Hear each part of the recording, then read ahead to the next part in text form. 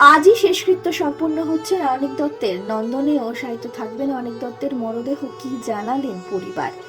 আপনাদের সবাইকে স্বাগত সিনে গসিপে। বন্ধুরা, পরিচালক অনিক দত্তের মৃত্যুর খবর জানা মাত্রই ইন্ডাস্ট্রির বন্ধুরা এবং তার সতীর্থরা যেন মেনে নিতে পারছেন না তাদের প্রিয় অনিক দা আর তাদের মধ্যে নেই। বুধবার দুপুরেই আচমকা জানা যায় চারতলার ছাদ থেকে ঝাঁপ দিয়ে মৃত্যুবরণ করেছেন পরিচালক অনিক দত্ত। প্রাথমিক রিপোর্ট হিসেবে জানা গিয়েছে হিন্দুস্তান পার্কের বহুতলের আবাসন থেকে ছাদ দিয়েই মৃত্যুবরণ করেছেন তিনি। দীর্ঘদিন ধরেই ভুগছিলেন তিনি অবসাদে। একটি সুইসাইড নোটও পাওয়া গিয়েছে। অস্বাভাবিক মৃত্যুর মামলাও রুজু করেছে পুলিশ।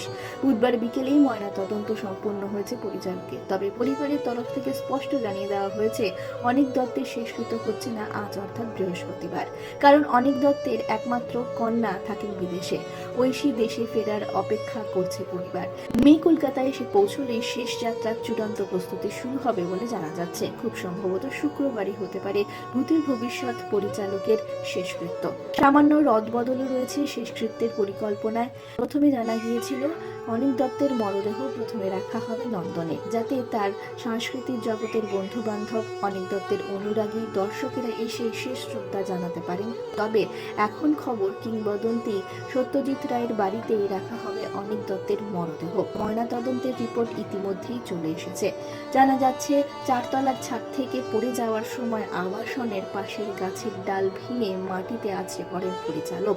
মরণঝাপ দেওয়ার আগে মেয়ের জন্য একটি চিঠিও লিখে যান অনিক দত্ত। সুইডেন থেকে ঐশী কলকাতায় ফেরার পর তার হাতে তুলে দেওয়া হবে। তবে সেই চিঠির একটি বয়ান সামনে এসেছে, যেখানে তিনি স্পষ্ট করেছেন কাউকে দোষ দেওয়া হয়নি তার মৃত্যুতে।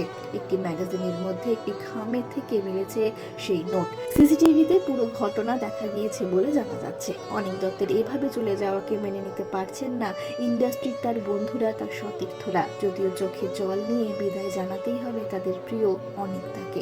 অনিক দত্ত চলে গিয়েছেন না ফেরার দেশে, তবে তার কাজ আমাদের স্মৃতিতে চির অমর হয়ে থাকবে। অনিক দত্তের পরিবারের জন্য রইল গভীর সমবেদনা।